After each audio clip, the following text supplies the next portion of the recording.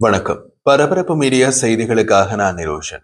இஸ்ரேலிய பிரதமர் Benjamin Netanyahu கூடுதல் பகுதிகளை கைப்பற்றும் தனது திட்டங்கள் பற்றி தெரிவித்த போது, இஸ்ரேலிய படைகள் முதல் கட்டமாக துரிதமாக நகர்ந்து காசா நகரத்தையும் அதன் நடுப்பகுதியில் உள்ள அகதிகள் முகாம்களையும் கைப்பற்றும் என்று கூறினார்.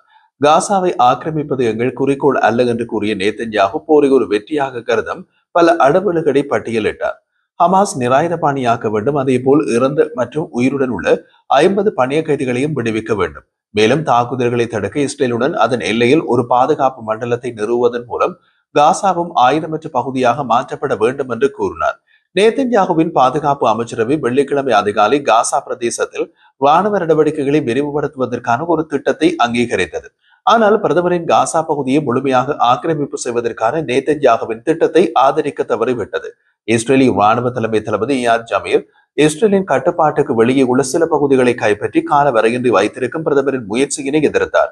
இஸ்ரேலிய பணிய கைதிகளில் இன்னமும் உயிருடன் இருப்பதாக கருதும் 20 பேருக்கு உயிர் ஆபத்தையும் நீண்ட நாள் போரால் களைப்படைந்த ரிசர்வ் படையினருக்கு இந்த தாக்குதல் ஏற்படுத்தும் அழுத்தத்தையும் அவர் காரணமாக காட்டி காசா பகுதியை முழுமையாக ஆக்கிரமிப்பு செய்வது சாத்தியமில்லை என்றார். இஸ்ரேலிய பாதுகாப்பு படை IDF காசாவின் 75% ஏற்கனவே கட்டுப்பாட்டில் வைத்திருப்பதாக கூறுகிறது.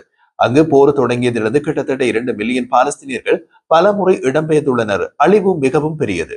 காசாவின் பல குடியிருப்பாளர்கள் நெரிசலான கூடார முகாம்களிலோ அல்லது அவர்களின் வீடுகளின் இடிபாடுகளிலோ வாழ்கின்றனர். நடவடிக்கையின் சாத்தியமான காலம் குறித்து கேட்டபோது, நடவடிக்கைக்கு நாங்கள் நிர்ணயித்த காலக்கெடு மிக துரிதம் என்று நேதன்யாகு கூறினார்.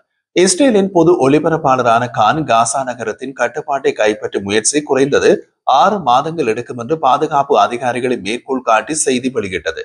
இந்த ராணுவ நடவடிக்கை காசா பகுதியின் மிகப்பெரிய நகரமான காசா நகரத்திலிருந்து பாலஸ்தீனியர்களை பெருமளவில் கட்டாயமாக வெளியேற்ற வேண்டி இருக்கும். இருப்பினும் எத்தனை குடியிருப்பாளர்கள் எஞ்சி உள்ளனர் என்பது தெளிவாக தெரியவில்லை. ஆனால் போரின் ஆரம்ப மாதங்களில் இதே போன்ற நடவடிக்கைகளை போலல்லாமல் இந்த தாக்குதல் இஸ்ரேலுக்குள் கடுமையான விமர்சனங்களை எழுப்புகிறது. இஸ்ரேலிய ராணுவ ஆய்வாளர் செவர் பிளாக்கர் ஞாயிற்றுக்கிழமை இஸ்ரேலின் மிகப்பெரிய நாளிதழான ஜெடியோத் அக்ரோனோத்தில் வெளியிட்ட ஆய்வு கட்டுரையில் இந்த புதிய திட்டத்தின் தொடக்க புள்ளியான காசா நகரத்தின் அனைத்து குடியிருப்பாளரையும் கட்டாயமாக இடம்பெயர்த்துவது என்பது நடக்க போவதில்லை என்று எழுதினார். அந்த கட்டுரையில் அவர் மேலும் குறிப்பிட்ட போது, காசா நகரத்தின் அனைத்து குடியிருப்பாளர்களும் வெளியேறுவதை கற்பனை செய்யும் எவருக்கும் அவர்கள் எங்கு வாழ்கிறார்கள் என்பது புரியவில்லை. போர் சட்டங்களை பற்றி எதுவும் தெரியாது, ஜூத ஒழுக்கத்தை பற்றி எதுவும் தெரியாது. நமது நிலைமை எவ்வளவு வித்தியாசமாகிவிட்டது என்பது புரியவில்லை என்று பிளாக்கர் எழுதினார். அத்துடன் இந்த புதிய ராணுவ நடவடிக்கை தொடர்பாக இஸ்ரேலை அதன் நெருங்கிய கூட்டாளிகள் சிலர் கண்டித்து வருவதாகவும் குறிப்பிடுகிறார். சமீப கால வாரங்களில் காசாவில் மனிதாபிமான நிலைமை கடுமையாக மோசமடைந்துள்ளது. ஊட்டச்சத்து குறைபாடு மற்றும் பட்டினியால் இறப்புகளின் எண்ணிக்கை அதிகரித்து வருகிறது என்று பெரும்பாலான மேற்கு நாட்டு ஊடகங்கள் தெரிவிக்கின்றன. காசாவுக்கும் அனைத்து உணவுப் பொருட்களுக்கும் இஸ்ரேல் விதித்திருந்த முற்றுகை மே மாதத்தில் ஓரளவு நீக்கப்பட்டது. கடந்த மாதம் உதவி விநியோகங்கள் அதிகரித்தன. ஆனால் மனிதாபிமான பணியாளர்கள் மற்றும் நிபுணர்கள் இப்போது விரிவடைந்து வரும் பஞ்சத்தை மாற்றியமைக்க இது போதாது என்று கூறுகின்றனர். ஞாயிற்றுக்கிழமை காசா சுகாதார அமைச்சு ஊட்டச்சத்து குறைபாட்டால் மேலும் 5 இறப்புகளை பதிவு செய்துள்ளதாக கூறியது. இதனால் மொத்த இறப்புகளின் எண்ணிக்கை 100 குழந்தைகள் உட்பட 217 உயர்ந்தது. மனிதாபிமான அமைப்பான சேவ் தி சில்ட்ரன் ஒரு அறிக்கையில் இந்த எண்ணிக்கையினை உலகை அவமானப்படுத்தும் ஒரு பேரழிவுகரமான மைல்கல் என்று அழைத்தது. மத்திய கிழக்கு, வட ஆப்பிரிக்கா மற்றும் கிழக்கு ஐரோப்பாவுக்கான சேவ் தி சில்ட்ரன் அமைப்பின் பிராந்திய இயக்குனர் அஹ்மத் அல் ஹென்டாவி கூறிய போது, உணவு, தண்ணீர் மற்றும் மருத்துவ பொருட்கள் எல்லையை கடக்கும் இடத்தில் சில மைல்கள் தொலைவில் காத்திருக்கும் போது குறைந்தது 100 குழந்தைகள் பட்டினியால் இறக்க அனுமதிக்க நாம் என்ன மாதிரியான உலகத்தை உருவாக்கியுள்ளோம் என்று கேள்வி எழுப்பினார். நேதன்யாகு இஸ்ரேல் காசாவில் பாலஸ்தீனியர்களை வேண்டுமென்றே பட்டினியால் வாடச் செய்வதாக கூறப்படும் குற்றச்சாட்டுகளை மறுத்தார். இஸ்ரேல் கிட்டத்தட்ட 2 மில்லியன் டன் உதவியை காசாவுக்கு அனுமதித்துள்ளது என்று அவர் கூறினார். இப்போது நாம் ஒரு பட்டினி கொள்கையை கொண்டிருந்தால் காசாவில் யாரும் 2 வருட போரில் இருந்து தப்பித்திருக்க மாட்டார்கள் என்று கூறிய நேதன்யாகு, காசா பொதுமக்களை பாதுகாக்க IDF பல நடவடிக்கைகளை எடுத்துள்ளது. ஆனால் ஹமாஸ் மனிதாபிமான உதவி ட்ரக்களை தாக்கியதாகவும் ஐநா மனிதாபிமான உதவியை விநியோகிக்க முடியாமல் போனதால் சேகரிக்கப்படாத டன் கணக்கில் உணவு அழுகிவிட்டதாகவும் கூறினார். இதை விளக்க கெரோம் ஷலோம் கடவையில் உணவு ட்ரக்களின் படத்தை நேதன்யாகு காண்பித்தார். ஹமாஸின் தடைகள் இருந்த போதிலும் 2 மில்லியன் மக்கள் இப்போது மனிதாபிமான உதவிகளை பெறுகிறார்கள் என்று நேதன்யாகு கூறினார். ஆனால் யாருக்கு உணவு இல்லை என்று நான் உங்களுக்கு சொல்கிறேன். காசாவில் பட்டினியால் வாடுபவர்கள் எங்கள் பணிய கைதிகள் மட்டுமே என்றார். மேலும் காசாவில் ஊட்டச்சத்து குறைபாடுகள், குழந்தைகளின் சமீபகால சில படங்கள் போலியானவை என்று கூறினார்.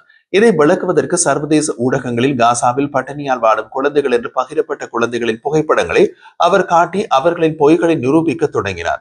ஒன்று, இஸ்ரேலில் காசாவில் இருந்து வெளியேற்றப்பட்ட பின்னர் இத்தாலியில் சிகிச்சை பெற்று 5 வயது ஒசாமா அல் ரஹாப் என்ற மரபணு நோயால் பாதிக்கப்பட்டு 5 வயது சிறுவனின் படம். மற்றொருவர் முகமது ஜஹாரியா அயூப் பெருமூளை வாதத்தால் பாதிக்கப்பட்ட போதிலும் அவரது படத்தை நியூயார்க் டைம்ஸ் பகிர்ந்து கொண்டது என்றார். கடைசியாக தி நியூயார்க் டைம்ஸ் மீது அரசாங்க வழக்கு தாக்கல் செய்வது குறித்து பரிசீலித்து வருவதாக நேத்தன்யாகு கூறினார். இடைக்காலத்தில் கூறப்பட்ட கொடிய பொய்களை நாம் அனுமதிக்க மாட்டோம் என்றும் நேத்தன்யாகு கூறினார். ஆனால் பற்றாக்குறை பிரச்சனை இருந்தது, அதை பற்றி எந்த கேள்வியும் இல்லை என்று நேத்தன்யாகு மேலும் கூறினார். சில பட்டினியால் வாடும் குழந்தைகளுக்கு நாள்பட்ட நோய்கள் இருப்பது அவர்களின் சிகிச்சையை மேலும் அவசரமாக்குகிறது என்று மருத்துவர்கள் கூறியுள்ளனர். அல் ஹிண்டாவி மேலும் கூறிய போது, இது முற்றிலும் கணிக்கக்கூடிய மற்றும் தவிர்க்கக்கூடிய ஒரு சோகம். இது குறித்து மனிதாபிமான அமைப்புகள் பல மாதங்களாக எச்சரித்து வருகின்றன என்று கூறினார். இது நடக்கும் என்று எங்களுக்கு தெரியும், யாரும் நடக்கவில்லை என்று சொல்ல முடியாது என்றார் அவர். பிரதமர் பெஞ்சமின் நேத்தன்யாகு ஞாயிற்றுக்கிழமை அமெரிக்க ஜனாதிபதி டொனால்ட் ட்ரம்புடன் பேசியதாக பிரதமர் அலுவலகம் அறிவித்துள்ளது. மீதமுள்ள பணிய கைதிகளை விடுவித்து ஹமாஸை தோற்கடிப்பதன் மூலம் போரை முடிவுக்கு கொண்டு வரும் நோக்கில் காசாவில் மீதமுள்ள ஹமாஸ் கோட்டைகளை கைப்பற்ற இஸ்ரேலின் திட்டங்கள் குறித்து இரு தலைவர்களும் விவாதித்தனர். ஞாயிற்றுக்கிழமை ஒரு செய்தியாளர் சந்திப்பில் மீதமுள்ள ஹமாஸ் கோட்டைகளை காசா நகரத்திலும் மத்திய முகாம்களிலும் அமைந்துள்ளதாக நேத்தன்யாகு அடையாளம் கண்டார். நேத்தன்யாகு தனது செய்தியாளர் சந்திப்பில் காசாவுக்கான போருக்கு பின் மறுநாள் திட்டத்தை கோடிட்டு காட்டினார். இதில் இஸ்ரேல் கடுமையான பாதுகாப்பு பொறுப்பை பேணுவது மற்றும் ஒரு சிவில் நிர்வாகத்தை நிறுவுவது ஆகியவை அடங்கும். சிவில் நிர்வாகத்தின் பங்கு அல்லது இஸ்ரேலின் பாதுகாப்பு பொறுப்புகள் என்ன என்பது குறித்து அவர் விரிவாக கூறவில்லை. காசா நகரில் விரிவாக்கப்பட்ட நடவடிக்கைக்கு ஒப்புதல் அளிக்க பாதுகாப்பு அமைச்சரவை எடுத்த முடிவு குறித்து இஸ்ரேலிய மற்றும் சர்வதேச விமர்சனங்களுக்கு மத்தியில் இந்த செய்தியாளர் சந்திப்பு நடந்தது. செய்தியாளர் மாநாட்டில் ஒரு செய்தியாளர் 2024ஆம் ஆண்டு மார்ச் மாதம் பிரதமர் பெஞ்சமின் நேத்தன்யாகு கூறிய கூற்று ஒன்றை குறித்து கேள்வி எழுப்பினார். அப்போது சிபிஎஸ் தொலைக்காட்சி நேர்காணலில் IDF ரஃபாவுக்குள் நுழைந்து மீதமுள்ள ஹமாஸ் பெட்டாலியன்களை அகற்றாமல் வெற்றியை நிறைவு செய்ய முடியாது என்று கூறிய நேத்தன்யாகு, ரஃபா நடவடிக்கை தொடங்கிவிட்டது, போரின் தீவிர கட்ட முடிவதற்கு வாரங்கள் உள்ளன என்றும் அவர் கூறியது பற்றி செய்தியாளர் கேள்வி எழுப்பினார். ஹமாஸை முடிவுக்கு கொண்டு வர சில வாரங்களே உள்ளன என்று 2024ஆம் ஆண்டு மார்ச் மாதம் கூறினீர்கள். அப்படி நடக்கவில்லை. என்ன தவறு நடந்தது என்று நேத்தன்யாகுவிடம் கேட்கப்பட்டது. அதற்கு பதில் கொடுத்த நேத்தன்யாகு, ரஃபாவை கைப்பற்றிய பின்னர் என்ன நடந்தது என்றால், நாங்கள் வெற்றிகளை பெற்றோம். இஸ்ரேலின் ரஃபா நடவடிக்கையை தொடர்ந்து வந்த மாதங்களில் லெபனான், சிரியா மற்றும் ஈரானில் போர்கள் நடந்தன. அங்கும் நாம் கவனம் செலுத்த வேண்டியிருந்தது என்றார். காசா நகரத்தின் ஷிஜாயா பகுதியில் உள்ள ஹமாஸின் ராக்கெட் ஏவுதள வளாகத்தை இஸ்ரேலிய விமானப்படை போர் விமானங்கள் அளித்தன என்று IDF தெரிவித்துள்ளது. ஹமாஸின் இதே ராக்கெட்கள் ஏவுதள வளாகத்திலிருந்து சில மணி நேரத்திற்கு முன்பு இஸ்ரேலிய பிரதேசத்தை நோக்கி 2 ராக்கெட்கள் ஏவப்பட்டது என்றும் ராணுவம் தெரிவித்துள்ளது. காசா எல்லை பகுதியில் உள்ள ஹஃபர் அசான், நஹல் ஓஸ் மற்றும் சாத் ஆகிய இடங்களில் ராக்கெட்கள் சைரன்களை எழுப்பின. காசாவிலிருந்து ஏவப்பட்ட ஒரு ராக்கெட் ஸ்டோர் நெகேவ் பிராந்திய கவுன்சிலில் உள்ள ஒரு கொட்டகையை தாக்கியதாக தெரிவிக்கப்பட்டது. இதனால் சிறிய சேதம் ஏற்பட்டது, யாருக்கும் காயங்கள் ஏற்படவில்லை. IDF இந்த சம்பவத்தை மதிப்பாய்வு செய்தது. இருப்பினும் ராக்கெட்கள் இடைமறைக்கப்பட்டதா என்று அது கூறவில்லை. காசா நகரில் ராணுவம் தனது நடவடிக்கைகளை விரிவுபடுத்த தொடங்கிவிட்டது.